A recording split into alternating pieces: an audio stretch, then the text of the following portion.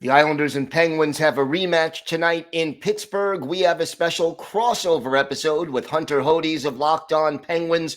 We'll break down Tuesday's game. We'll preview tonight's game and have a look at where both teams are headed. All that and more coming up on a special crossover edition of the Locked On Islanders podcast. Your Locked On Islanders, your daily podcast on the New York Islanders. Part of the Locked On Podcast Network, your team every day.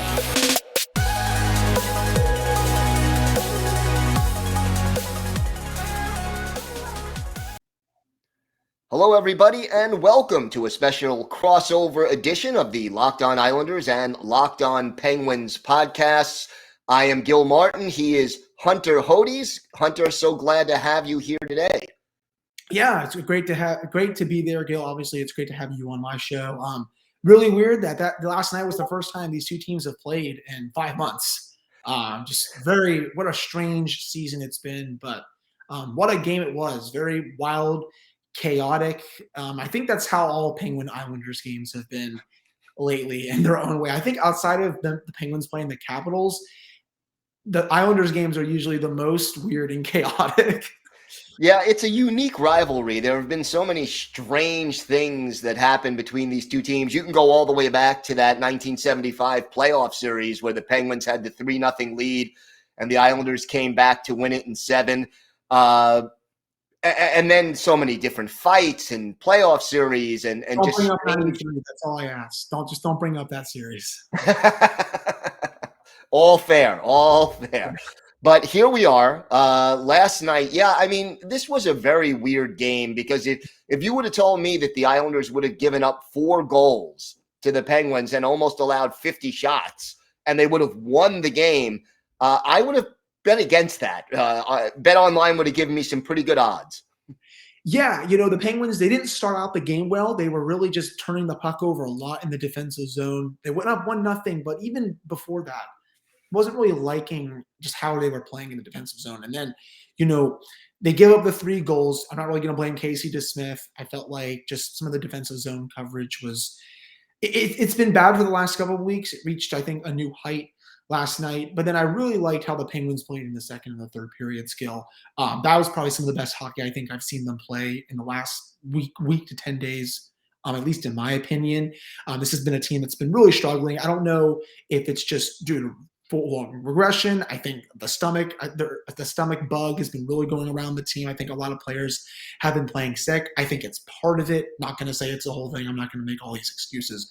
But, with how they played, even when 2 of their forwards were lost due to the non-COVID illness, it was impressive. They racked up almost 50 shots. They tied the game going into the third. They even rallied again after the Islanders went up 4-3. They got the point. They probably should have won the game in overtime. Usually when teams get 4-on-3s for 2 full minutes, I would say 90% of the time that team wins in that situation. The Penguins, though, had a really brutal power play. They were definitely, I think, missing Evgeni Malkin. But, yeah, just definitely a weird and fascinating game, just because with how the Penguins were humming in the offensive zone those final 2 periods, usually that's good enough, even if they have a period where they stink up the joint a little bit. Yeah, the first period, the Islanders clearly were the better team for most of it. And then in the second period, it was like the team switched uniforms. The Penguins really took over the pace of the game. They have 19 shots on goal in the second period. It was just like the Islanders were standing still and the Penguins were moving. And the whole tone of the game changed. And, it was ironic. You talked about that power play in overtime. I think Casey Cizikas had a better scoring chance than any of the Penguins did on that power play. It was it was a strange 2 minutes of hockey. Other than the Jake Gensel flat-out robbery from Ilya Sorokin from 5 feet out, I still have no idea how that was not game over right there. What a save. What a goalie he's turned out to be. Casey Cizikas had the best chance outside of that because the Penguins just way too much passing in that sequence. And, I say this on my podcast all the time, Gil. I am not a shoot it guy that says screams from the seats of the crowd. But, you had a 4-on-3 there. There's really not much the opposition can do except try to stand there and block shots. you got to put some pucks on net. You can't be just passing it back and forth, back and forth. Chris Letang, I felt like, for as good as he's been this year, he was pretty dreadful on that power play. Also played this Zizegas chance wrong. If he's even, an average Chris Letang on that unit, maybe they do win that game. But, excuse me, it was just a really poorly executed power play, probably one of the worst 4-on-3 power plays I've ever seen. And it was definitely weird to see how much the Islanders also had control of the puck in that sequence, because usually a team is hemmed in their own zone for that long. At least for most of the 2 minutes, the Islanders had the puck for, I want to say, over half of it, because the Penguins were just screwing up, royally with their passes, fanning on them. They weren't taking shots. Just not a good power play there. They deserve to lose in the shootout if you can't score for a full 2 minutes on a 4-on-3 situation. Yeah, I mean, it was very unusual, and the Islanders, because they don't have a lot of pure skilled goal scorers, they tend to struggle in overtime when it's 3-on-3. They tend to struggle in shootouts, and yet to emerge with a win there against a Penguins team that has a lot more skilled goal scorers on their roster than the Islanders do. I was pleasantly surprised that the Islanders were able to pull that off. One thing that bothered Islander fans, and I do want to get your take on it, the penalty early in the third period on Beauvillier. I don't know which broadcast you were watching, but the replay that I saw, it showed that the Penguins player kind of tripped over the puck, and that Beauvillier's stick didn't really make contact with his skates. I just wanted to, see how you saw it from a Penguins point of view. No, that was definitely a terrible call, but I'm sure you saw the makeup call on Brock McGinn 5 seconds later. That was a pathetic. I think Mike Sullivan said, "I'm effing embarrassed for you" to the ref when he came over, and he just smiled and laughed at him. Maybe he'll get a fine for that. Who knows? I definitely understood why Islanders fans were booing in that situation. The Penguins, they got a gift goal out of it. What can I say? That was a gift. Islanders got a gift right back. I knew there was going to be a makeup call. We all did. It would take 10 seconds to get that call. So really poor officiated sequence there. Honestly, there's a lot of calls that were in the first period too that they made.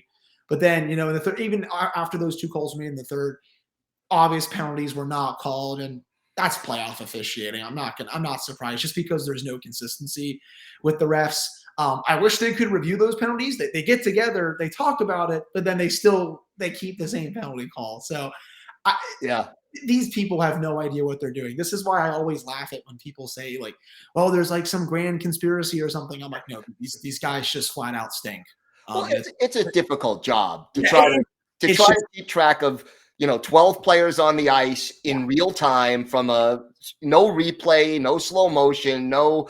It is a difficult job. I have to give them credit for that fact at least. But yeah, there are times when you really wish they would do a better job of it. Yeah, it feels like to me like it gets worse as each year goes, which shouldn't even be possible to me, because these are the best of the best, and there's so many debates with officiating. I could probably spend an hour talking about that. But I do agree. It's a very hard sport to officiate. I just, in those kind of situations, go to a replay monitor, look at it. You want to reverse the call, get it right. I know replay at times has taken over a lot of sports, and sometimes it's too much. I think in that situation, you got to get it right, because for as much as it benefited the Penguins, it got us at least a point. It's still that they should not have gotten a gift goal out of that. Yeah, no, I mean, and, to me, the important thing is consistency. If you let something go, let it go all game. If you call it all game. Yes. But each officiating team, they have to set a standard, and they have to stick to that standard.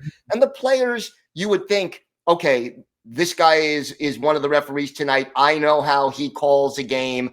I have to react accordingly. It shouldn't be that complicated, should it? I mean... Yeah, like for me, just call the rule book. I think that's my clearest take on that. If it's a penalty, you call it. You don't just ignore blatant things that are right in front of you because the score, a team has more power plays than the other, or anything like that. I can't stand that part of officiating. If something happens, you just call. I want there to be more consistency, and I do think the players would adjust to that situation. At least that's how I see it. I agree. I don't want to go down that rabbit hole. Like you said, we could talk for hours about officiating. And again, I do respect the fact that they do have a difficult job. We have got a lot more to get to on this special crossover edition of Locked On Penguins and Locked On Islanders. We'll talk a little bit about the Penguins' playoff prospects and what the Islanders need to do to get back to the playoffs next year. Plus, we'll look ahead to tonight's game, or the Thursday night game between these two teams in Pittsburgh. But first, today's episode is brought to you by your friends at BetOnline. BetOnline.net is your number one source for all your betting stats and sports info. Find all the latest sports developments, league reviews, and news, including this year's basketball playoffs and the start of the Major League Baseball season. And hey, Stanley Cup playoffs just around the corner as well. BetOnline is your continued source for all your sports wagering information, from live betting to playoffs, esports, and more. Head to the website today or use your mobile device to learn more about the trends and action. BetOnline, where the game starts. So, Hunter, they could have clinched last night had they won in regulation, but what the magic number, I assume, is 1 point now as far as it's 3, but any kind of win by the Penguins tomorrow gets them in, or obviously Thursday, whenever you're listening to this, right. Any kind of win for the Penguins on Thursday gets them in. If the Penguins do not win that game, they still basically just need one win down the stretch. The Islanders have 10 games left. I've seen their schedule. They play, I think, some of the best teams in the league for most of them. They just need one win or one Islanders loss, and that'll do it. Unless, of course, again, they don't win on Thursday. But the easiest situation, Gil, is just to win the game. That's very true. The Penguins have looked very good at times this season. At other times, you're like, what happened?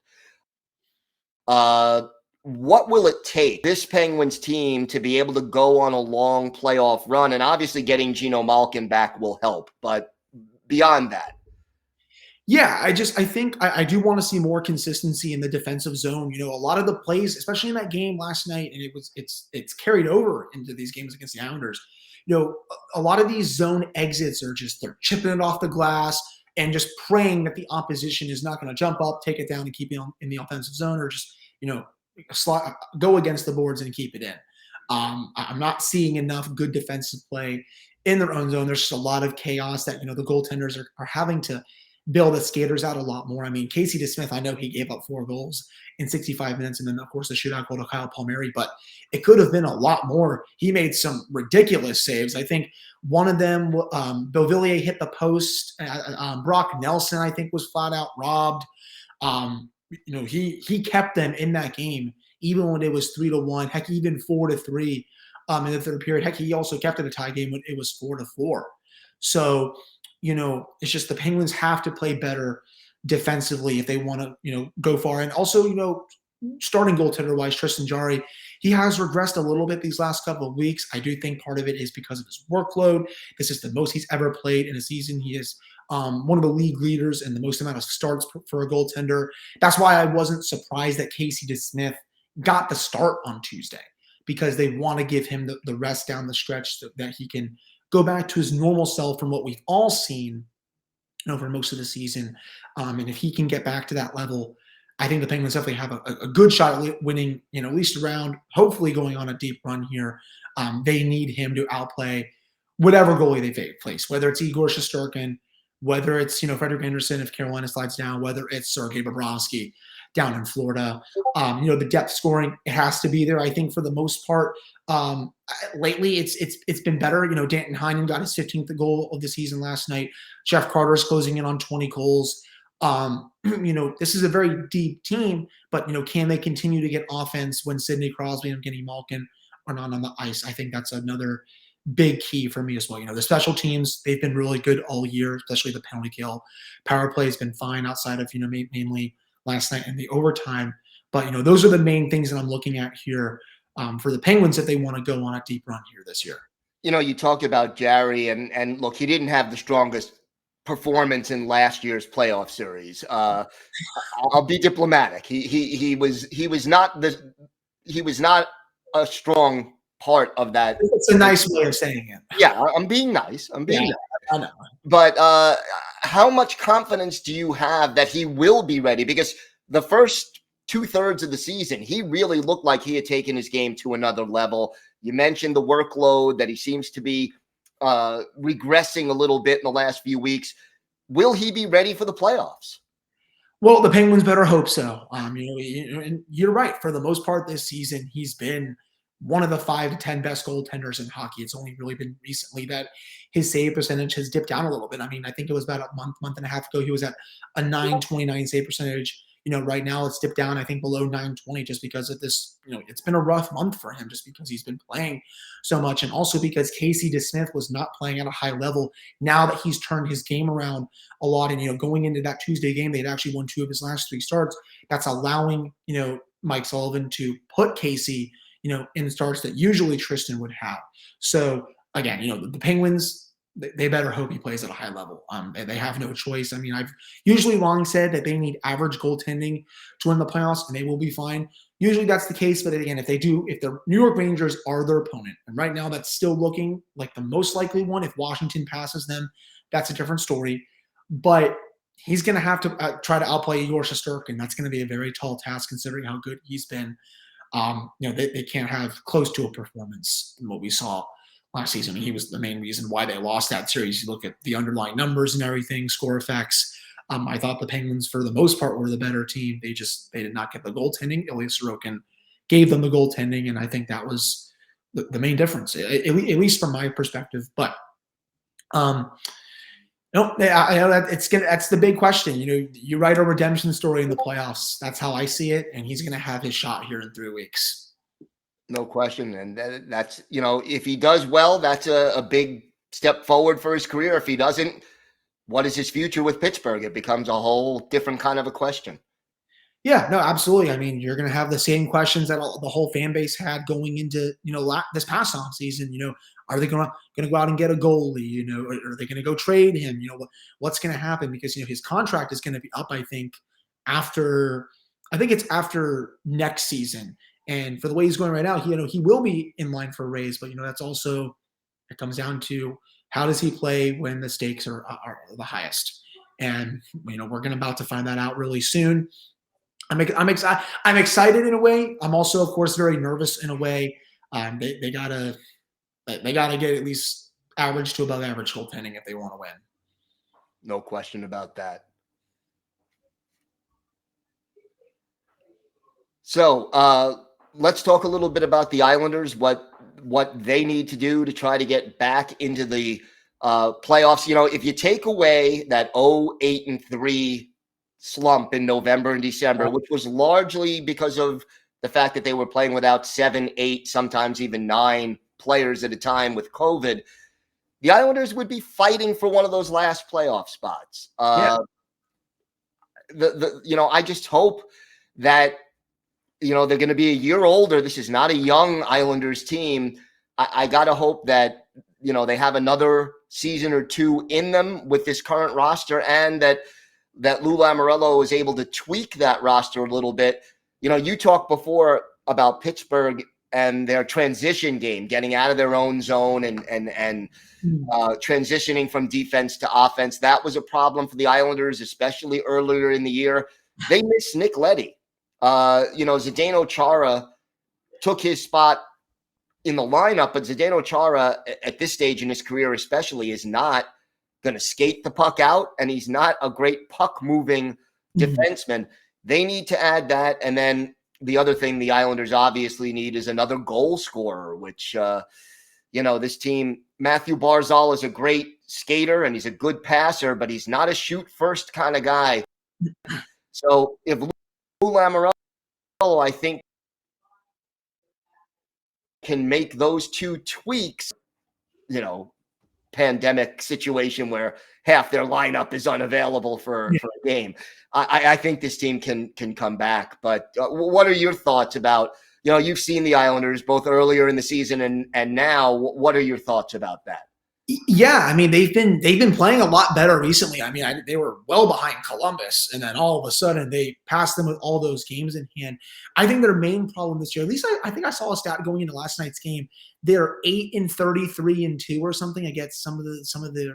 I think no, not 8-23-2 against some of the playoff teams. I think overall Western Eastern Conference. I mean, even if they win like close to half of those games, I feel like they're right there fighting for that spot. I think I also saw a couple Islanders people say if it weren't for this 0-5-1 road trip earlier on in the season where they only get one out of I think 12 points, they would be right there right now. So, obviously you have the head coach in place, Barry Trotz. I respect him a lot. He's right out there with Mike Sullivan and John Cooper for the top three best coaches in the league. I mean, you can certainly argue Barry Trotz is a better coach than him. It's all about just what do you think their strengths and weaknesses are. Ilya Sorokin's incredible. We all know that firsthand. We've seen that too much, But I think the biggest question for them, Gil, I know Lou Lamoriello talked about this at the deadline. We want to make hockey trades to get better. That's the way we're going to do it.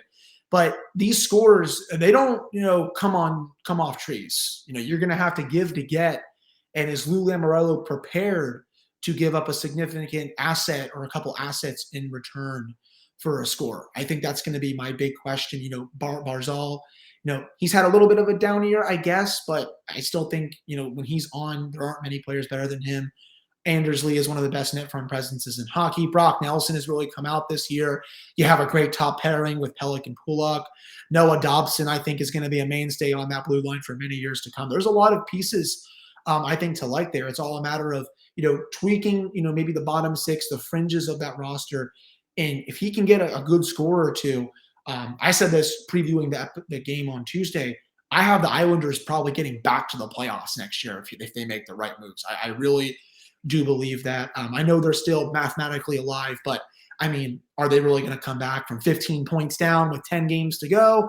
That would be, I think, for those that listen to the Lock On Islanders podcasts that are New York Mets fans, that is a Mets level collapse, I think, from what we've seen a long time ago. So, very unlikely, but I think that's what I see personally with the Islanders. Yeah, they're a bit older, but there's still some pieces here. But I do think they need to go out and get another score or two, because I think when they went to the conference final those 2 years in a row, what doomed them was that they didn't have that other game breaker. And I think if they get that, they're going to be pretty scary. I agree, and it's always great to get another perspective, someone who knows their hockey like you do. So greatly appreciated. We are going to take a little look at Thursday's game between the Islanders and the Penguins. The scene now shifting to Pittsburgh. First of all, I'm assuming we see Jarry in goal for Pittsburgh, and I'm assuming it'll probably be Varlamov for the Islanders. I was going to ask you about that because Sorokin, I think he was coming back from an injury, if I'm not mistaken. Obviously played that Tuesday game. Is Varlamov expected to go? Have they been rotating the goaltenders a bit? But yeah, you will see Tristan Jarry, I'm pretty sure, for this one. Yeah, I mean, it's not 100% certain, but I would think Varlamov, it will be his turn. And, like you said, they are mathematically alive, but realistically, they're not going to make the playoffs this year, barring a complete collapse. And, Varley has been playing well for the most part as of late. And I expect with the schedule being compressed that they do have another game Friday.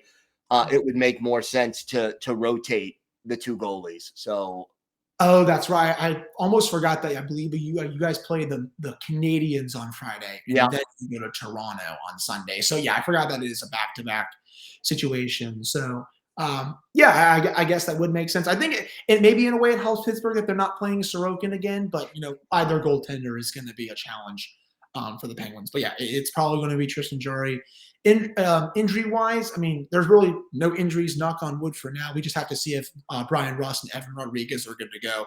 There has been a massive stomach bug going around the Penguins lately. I'm pretty sure over half the team has been sick or been playing through it. As I said earlier, it's maybe a small reason why they have been playing as better. But, I think a good chunk of it is just, they're not – the details haven't been there. What do the Penguins need to do better Thursday that they didn't do on Tuesday to come away with the W? Yeah, I think, how they played in the final two periods, honestly. They were limiting the scoring chances in those two periods a bit more. Sure, there was some chaos in the defensive zone at times, which will need to be cleared up. But, they were still limiting chances a lot better, those last two periods. I think going into the third, the Islanders only had 4 to 5 high danger chances when I checked natural stat tricks. So the Penguins are doing a good job with that. But, it's all a matter of, especially in the first period, not allowing the Islanders to convert, on some of these really good chances, because, that second goal that they scored was a shorthanded one when Jean-Gabriel made everyone look very foolish. The back checking was really not there. The Penguins have to be much better in that regard. Mark Friedman was not nearly as aggressive as he should have been on that opening goal. And then the third one, just Teddy Bluger passing it right to Josh Bailey, basically being a double agent in that regard. And that's a one-timer that, any player will probably bury 100% of the time. It's all about, just, cutting back on the dumb mistakes, because I really feel like there's just been a lot of, I guess, brain rot is the word from the Penguins in their play recently. If they can cut down on that, I really feel like they'll have a good shot at winning this game, because they were very close in that Tuesday game. I felt like at least the overtime, they probably deserved a better fate if they actually had a good working power play. But once they got to a shootout, honestly, I could have turned the game off, and I knew they were going to lose because of how awful they are in shootouts this year. It looks like they don't even try. But those, that's the main thing that I'm looking for the Penguins there. And also, I guess for special teams, continue to, like penalty kill continues to kill penalties, and then the power play, if they can be more consistent and not just look to overpass. I feel like the Penguins can come away with this win. So I liked a lot of what they did in that Tuesday game, but there are some still bad habits that I want out of their game. From an Islanders perspective, they've got to cut down on the shots allowed. I mean, you're not going to win too many games giving up 47 shots on goal, even if there are an extra 5 minutes in a game. So slowing down the Penguins through the neutral zone, I think Pittsburgh had a lot of room to maneuver, especially in the second and third periods, and just making smarter plays in their own zone. I mean, the Islanders did struggle to clear the puck for the last 40 minutes of the game. I think that was a definite issue as well. Surprisingly, because the Islanders don't do this often, they did have a lot of shots. I think they had 37 shots on goal in the game. They've got to keep doing that. I'm also not one of those people who think you should always shoot the puck. The team have a lot of guys who never shoot the puck or very rarely shoot the puck. So, if you listen to my podcast, I am often saying, don't let the perfect play get in the way of the good scoring chance. If you've got a good scoring chance, take it instead of trying to make that perfect pass to get the elite scoring chance, because, more often than not, you're not going to get it. So, those are sort of the factors I think the Islanders need in order to get another 2 points tonight. It won't be easy. Pittsburgh, a good team, and a road trip is always a little tougher than playing at home. Yeah, and I think the Penguins are going to be really motivated to win this game just to get the clinching out of the way. A lot of these games right now, just because of the standings, they don't mean much. It feels weird to say it with 2.5 weeks to go, and you're not in the playoffs yet, but you kind of basically are. But at the end of the day, you look at the gap from the 8th to the 9th place team, or heck, even 3rd to 5th in the Metro, and the games they don't matter as much. It's mainly just fine tuning your play, getting ready for the playoffs when the games really start to matter. That said, I want to see a lot more from the team here down the stretch. It continues with this game. They're playing a team that's been better than their record, at least right now. So really curious to see how the Penguins come out in this one, because the crowd's going to be behind them. I'm sure it's going to be, the crowds have been all right at PPG. I think they've known for a while that the team will make the playoffs, but I'll be curious to see if, the diehards really come out for this one. It's funny, the Penguins, that when they get a good scoring chance, they sometimes try to Harlem Globetrotters it.